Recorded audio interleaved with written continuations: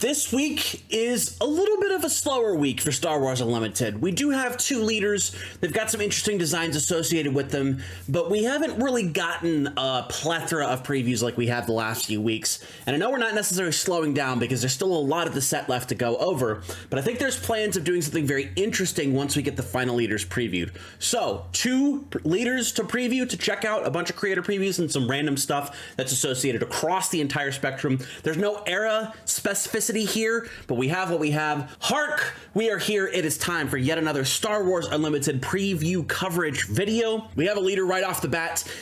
There was some stuff that popped up that made me think it was going to be one specific leader. Turns out it's not that leader. It's a different leader. Let's check out our first leader of the week. Right off the bat, we have Supreme Leader Snoke in the Seat of Power. This is our Command Villainy Force, First Order, and Official Traded Leader. As an action for 1 resource and exhausting the leader, give an experience token to a unit with the most power among friendly units. If there's a tie, you will choose. As an epic action on 6, you can flip into a 4/7 leader. This is a common, number 6 out of 264 in LOF.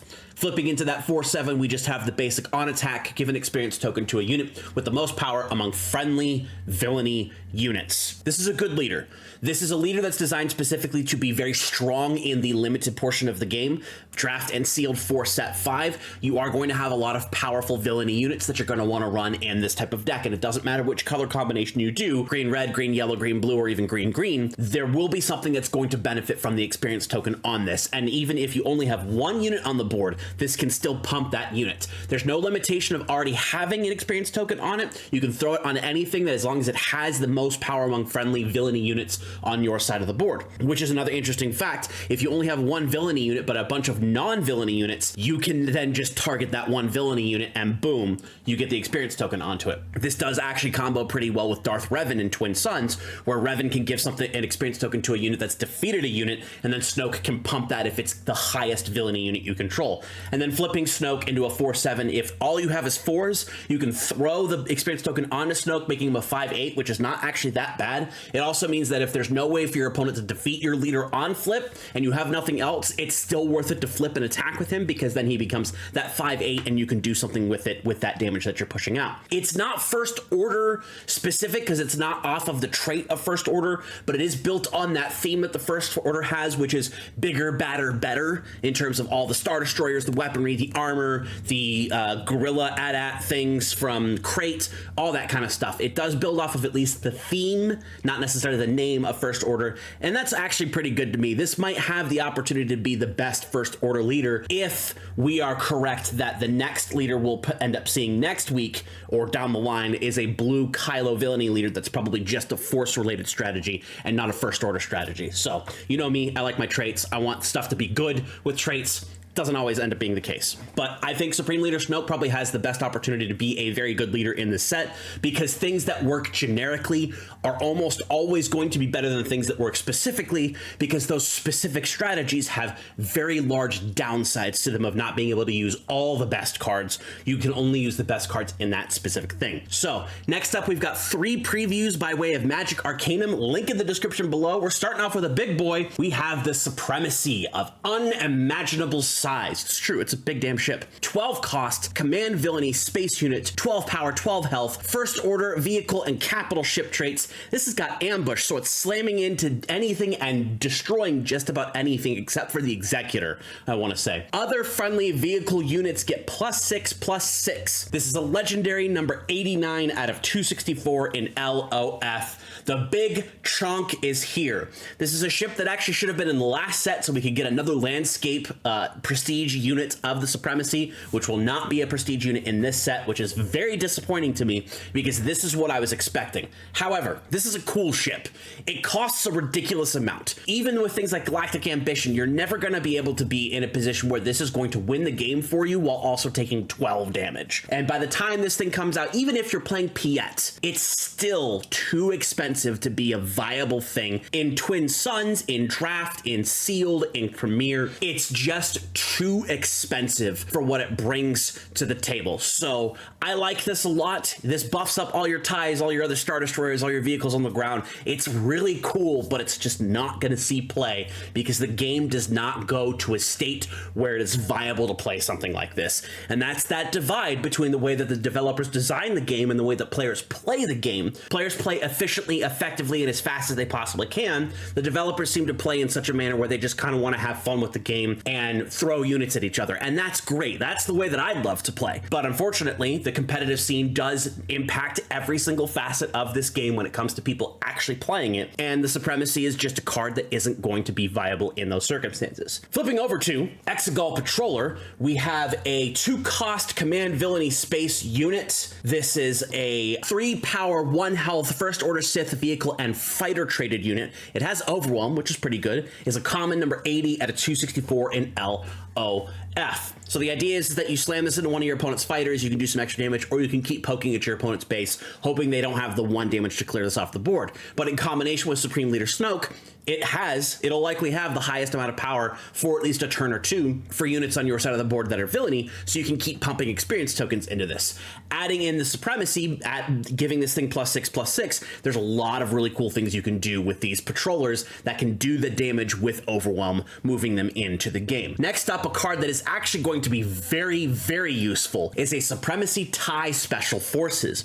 This is a 3-cost Vigilance Villainy Space Unit, 3 power, 3 health, First Order vehicle and fighter traits. It is a Sentinel. It is number 34 out of 264, common in LOF. Staple in every single blue villainy deck that needs a space unit that's a Sentinel in space. This is a fantastic card that is going to see a lot of play. This is something that I'm going to say specifically that's about a lot of cards that we will see that'll see a lot of play. This is a good card. It is not necessarily a fun card. And oftentimes, good cards are going to be in that space where they're very good for winning the game, but they're not necessarily good for having fun with the game. The Supremacy TIE, unfortunately, is blue, so it doesn't really fit any of our First Order themes, even though the previous Snoke was First Order. Honestly, I feel like the flavor on that was super bad anyway. Unless we're getting a bunch more blue First Order units, it's not going to mesh with some of the stuff that we already have. We do have Snoke, we have the 1 pilot, and now we have this thing, but 3 units a deck does not make. So, but this is a very good card, don't get me wrong. It's going to see play in every format that it's available for it because it's just a generically good 3-cost space unit, 3/3 Sentinel. It's going to stop things. It's going to make things work for strategies that want to be able to stop your opponent from doing stuff. This thing's going to be busted in half in Kira. It's going to do really well in Iden. There's a lot of things. I mean, even this by itself in Snoke, if on your 4 you have no units on the board, you play the Supremacy, you give it a token, it's a 4/4 in space for 4 with a Sentinel. That's pretty compelling for a space arena unit that's going to be hindering your opponent's ability to get the job done. Next up, we've got a couple batches of random creator previews that are varying levels of usefulness, but we're going to cover them all because they're from creators. 2 from Darth players, link in the description below to that video, and 2 from Rebel Resource, link in the description below for that video. Let's start with the Darth players cards. We have here a Precarious Predicament, a 2-cost Cunning Trick event. Return an enemy non-leader unit to its owner's hand unless its controller says it could be worse. If they do, you may play a card named It's Worse from your hand or resources for free. This is an uncommon, number 222 it seems, out of 264 in LOF. Before we get to what this does, we're actually going to take a look at what the next card does. We have It's Worse. This is a 7-cost trick event. Defeat a non-leader unit. This is a common, number 264 out of 264 in LOF. So It's Worse, very expensive, flat aspectless, defeat a non-leader unit. Goes in every deck that could potentially run it. You're not going to put it in every deck, but it is available in every deck, much like Confiscate is. However, a Precarious Predicament is a 2-cost return an enemy non-leader unit to its owner's hand, which half the time will and half the time won't. Your opponent has to decide if you're bluffing about whether you have it or if it's worth it enough to just take the card back to hand and not worry about getting it blown out by It's Worse. So it is an interesting enough sideboard card, I would say. Potentially maybe you could do something where you main board 3 of these and sideboard the It's Worses, use it in the first game, you don't have it, so your opponent's like, oh haha, I don't have to worry about it, but then in the second game you sideboard in your It's Worses, you use it again, your opponent goes, you didn't have it the first time, you don't have it this time, and then you go, no, it's worse and you defeat the thing. I think the one major downside to this is it's non-leader. So even if you do get away with doing something really ridiculous with a medium or high costed unit, being able to play It's Worse for free from hand or for free from your resource row, at minimum, it's always going to be a 2 card cost, 2 resources and 2 cards, or 2 resources, 1 card from hand, and losing a resource for the remainder of the game by playing It's Worse from your resource row. It's a funny, funky combo, but it's really not going to see a whole lot of play. Rebel Resource, however, has Force Illusion. This is a 2-cost Cunning Force trick event. Exhaust an enemy unit. A friendly unit gains Sentinel for this phase. This is an uncommon number 223 out of 264 in LOF. This card is bonkers because it effectively knocks out at most 2 units on your opponent's side of the board for the remainder of the phase. You exhaust 1 unit, then give Sentinel to one of your units, and unless your opponent has a way to saboteur past it, bounce it back to your hand, or defeat it, or damage it, or whatever, all the normal removal things, they're going to have to attack into that or pass and go to the next round, in which case you save yourself either a unit or damage to your base with the Sentinel. This is the perfect card for what this scene specifically represents from Last Jedi, where Kylo stabs the Force Ghost, and it is a very, very good card that is likely going to start out as sideboard tech, but once we hit rotation, it's going to end up being a very heavy main board card because, as we all know, efficiency is a super important thing in our game. This does 2 things for the cost of 1 thing, and that is quite good. The second card from Rebel Resource is Caretaker Matron. This is a 2-cost heroism ground unit. 0 power, 4 health, fringe trait. As an action, you can exhaust this card. If you've played a force card this phase, draw a card. This is an uncommon number 243 out of 264 in LOF. We've actually seen this effect before with General Hux in the last set, where instead of it being a force card, if you played a first order card or unit, you would be able to draw a card, but without the raid on top of this because it's just a heroism unit and no extra power. There's a lot of different things, but it has a very similar ability of exhausting the unit to draw a card if you did a thing based upon a specific trait. So if you're running a lot of force cards and you know you're going to have the space to be able to put the caretakers down, your opponent's likely not going to be interacting with these too much because they are 4 health. They're a little bit more difficult to get rid of, and a lot of people do kind of dismiss card draw, but when you start continuing to draw card draw and there's nothing your opponent can do about it, they're going to start trying to figure out a way to get rid of these. You're trading off moving the game forward in the moment to be able to get the cards that will move the game forward in the back end, and that's actually pretty good, especially for an uncommon. This will probably see a lot of play in limited because there's going to be a lot of force units you can play, and if you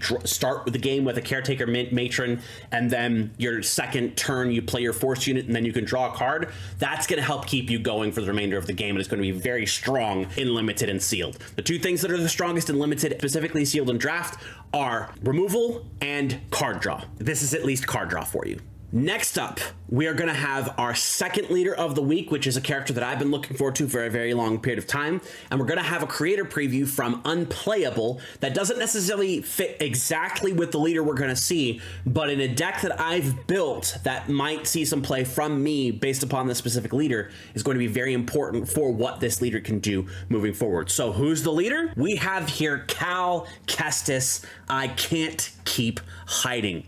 This is a cunning heroism force fringe leader. As an action, you exhaust Cal and use the force. An opponent chooses a ready unit they control and you exhaust that unit. As an epic action on 4, this guy flips into a 3/4, which on attack will allow your opponent to choose a ready unit they control and exhaust that unit. This is number 15 out of 264, a common in LOF. So this is our hero draft leader that is going to be using the force because Qui-Gon isn't necessarily part of draft and it isn't part of sealed unless it's really sealed, but Cal is going to be bringing that speed that force wants to be able to see to be able to get those force tokens and do that extra damage. The leader unit side itself I don't think is necessarily as good as Sabine because Sabine is a 2/5, so she'll survive a little bit longer, but if Cal can get a lightsaber on him or some sort of buffing attack to be able to do that and force one of your opponents to exhaust their ready unit, that could be a pretty significant change. Honestly, I don't know that the exhaust ability is going to be super important, but the fact that you can flip into a 3-power leader for free, that can build a level of tempo that your opponent is not necessarily prepared for. And with the combination of cards we've already seen, cards we know exist like Surprise Strike, Hot Shot Blaster if you're running red, Breaking In, we have Vernestra Row that can attack the turn it comes out so long as you have the force force token to remove when you play her to bring her in ready. We have things like the Millennium Falcon, which attack when ready. Other things that we've seen that will be meshing with this, and even if you just throw a constructed lightsaber onto him, that makes him a 5/7 for 3 resources, which can be pretty tough to beat. You're hoping that Cal can get the early game force units to get you those forces and rush your opponent and damage as much as possible, much like Sabine Yellow normally does, but just on a different axis using force units instead of trying to blast them with rebels. I am very excited to try to play this character. This is a showcase I'm definitely going to chase. We already know what BD1 does, but if you don't remember, it's a 1-cost aggression 1/3 droid unit that has, I believe, hidden, and then also when played, you choose a unit on your side of the board. That unit gets +1/+0 and Saboteur while the BD1 unit is on the table. So very similar to what Huyang does, but lower power, but does have Saboteur, which means it can bypass those Sentinels. And that's going to be very important in this matchup because you want to be able to ignore those Sentinels as much as possible. I'm building this. I'm going to try to make it work. We're going to try to go full aggression and see how we can get it to work, because I do want to see. I was thinking about this as yellow-green, but we're looking at yellow-red. And 2 cards that we got from Unplayable, I think, makes this strategy very, very viable, because we have Quinlan Voss, Dark Disciple. Link to Unplayable's video in the description below. 4-cost aggression ground unit, 4 power, 5 health, Force Jedi Republic trait. You're going to see a lot of units that have those 3 traits combined together. On attack, if this unit has 6 or more power, you may deal 2 damage to an enemy base. This is an uncommon, number 163 out of 264 in LOF. We already know a bunch of ways to give this thing +2 power on the attack. Surprise Strike gives it +3. Breaking In gives it +2. The Hotshot Blaster gives it +2. But there's a paired unit that goes with this named Asajj Ventress Harden Your Heart. 5-cost aggression ground unit, 5 power, 6 health, Force Knight Bounty Hunter. Great combination of traits there. When played and on attack, thank you Phasma, give another friendly force unit +2/+0 for this phase. Also an uncommon, number 165 out of 264 in LOF. So on your 4 resource, you can play Quinlan. On your 5 resource, you can play Asajj, give your Quinlan +2 power, and then he's attacking as a 6/5 so long as your opponent hasn't removed it, and dealing 2 extra damage to your opponent's base. And then when she attacks, you have the opportunity to be able to give that +2 to another friendly force unit again. It's unfortunate she can't give it to herself, but it does make sense because you don't want to have these units be too overpowered. But honestly, the combination of these two, it's a very fun and flavorful thing to do. But I think because they're in the right color combination, this is going to be very dangerous in red-yellow force decks, because you do have things like the Surprise Strike, Breaking In, and Blaster that can allow Quinlan to attack and be able to get that extra power and do that 2 base, even if it is a temporary extra power bonus. And then Ventress being able to give it when played and have something else attack, or even using a combo like Xian Flurry for 6 resources. You can play the Asajj, get the when played power bonus from the Xian Flurry, allowing you to play that unit, and then the ambushing allowing you to attack into another unit and give one of your other force units +2/+0. So something can get +4/+0, or you can give 2 units +2/+0. The combination there is pretty significant, and that's why I think Cal Kestis might actually have some gas here. Could Quinlan Voss be a better leader for this shell? Probably, but because Cal comes in a turn earlier at that 3 power, I think we're going to try to see as best as we possibly can to get a significant amount of damage on the 3, 4, and 5, and try to end the game before 6 leaders flip, or before the 5 leaders can end it doing too much damage to stop us from being able to do those combos. But these 3 together, I think, are going to make an absolutely incredible deck. I will definitely make a video about that later.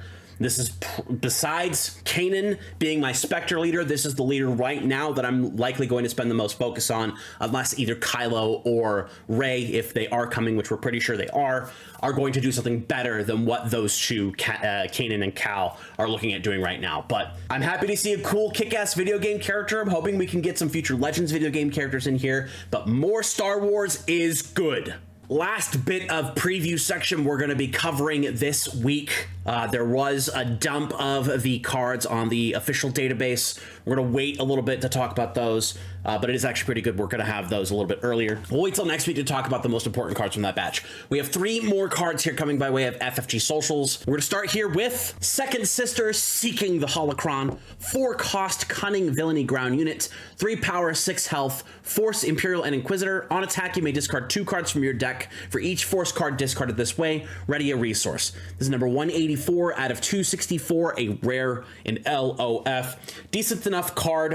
It has higher health than what we normally expect for a 4 cost, but lower power, which is not necessarily the best thing. But if you're trying to ramp yourself by discarding force cards, this is kind of a pseudo synergy in terms of working with things like Palpatine's Return and Aphra herself, where you're going to be discarding cards, which is going to allow Aphra to do some different things, and then you have more targets for things like Palpatine's Return. This is a good card that's going to see some amount of play. It's likely going to be a part of a combo that's going to be very difficult to get through, very difficult to figure out.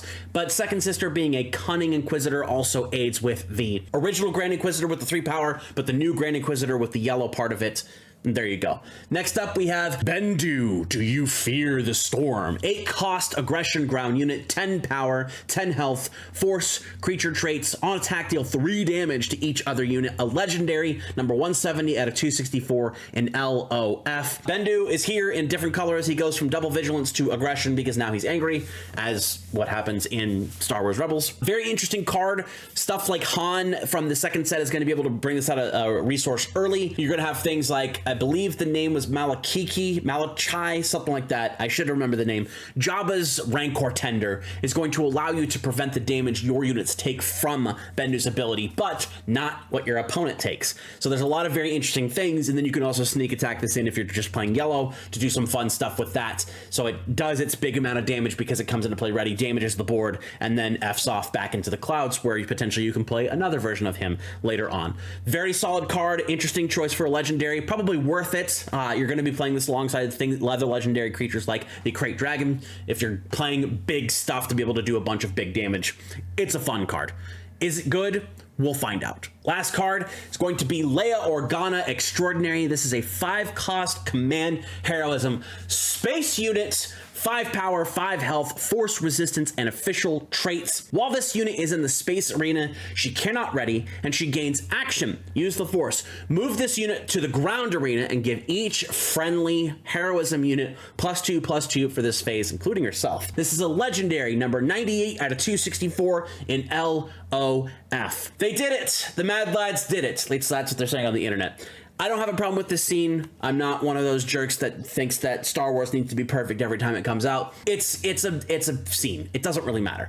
The problem for me here is that this is not a good card, and it's a legendary. So it's going to be one of those things where you're going to pull it and you're going to be like, oh, I didn't want to pull this. That's exactly how I'm going to feel pulling this myself. Should this not be in the game? Absolutely not. It should be in the game. It just shouldn't be a legendary, much like Constructed Lightsaber. So they chose to make this a legendary. It's a legendary. It's probably going to have a really cool looking prestige treatment. That I can at least say with a relative amount of certainty. 5 costs 5/5. That potentially gives your board +2/+2 if you have the force. There are some shenanigans, but because it does take 2 actions to get it accomplished, and you don't even get to do an attack with either of them or try to further your board state outside of the super buff, it's too expensive. It doesn't do enough, and it's not efficient enough in the game that we play for it to be a very viable strategy. So, and because it specifically used the force, it is locked to the force bases or another way of getting stuff. So Avar Kriss could probably use this pretty significantly because she has that built-in force generation,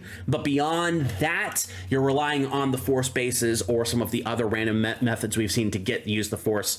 So I don't think this is going to see pretty much any play ever unless somebody's trying to goof off and do a Unity of Purpose deck with Leia Organa to get as many big buffs as you possibly can. Could work. I doubt it. There you have it. Snoke, Cal, bunch of Force users, bunch of other things, some janky legendaries coming out, lots of different things that devs want to throw at us for Legends of the Force. As I said, there is a dump of the cards. It seems to be on the official database. So we'll talk about that next week, as I don't have enough time this week to really be able to cover it, because this weekend, as of recording, is the pre-release of the Final Fantasy set for Magic the Gathering, of which I'm going to 2 of them. So that should be pretty fun. If you went and did those events, I hope you enjoyed them. Otherwise, we'll talk a lot about what's coming up here in the next week. Might have to make more than one video, especially if the videos end up being like 50+ minutes long, as they have happened to have in the past. But that's it. That's all I've got coverage. I'm really hoping Cal works really well for me, because otherwise I'm going to be very, very, very upset. Like this video. Let me know in the comments below what your favorite preview you've seen so far this week was. What you think of Cal, what you think of Snoke, what you think of the Bendu, what you think of Leia, extraordinary in her force pulling herself back into the ship. All kinds of fun stuff coming down. Thank you very much. Appreciate you. Subscribe to the Star Wars Unlimited channel for all of your Star Wars Unlimited needs. I've been RybackStun. You've been my amazing audience. Appreciate each and every one of you. We'll see you in the stars.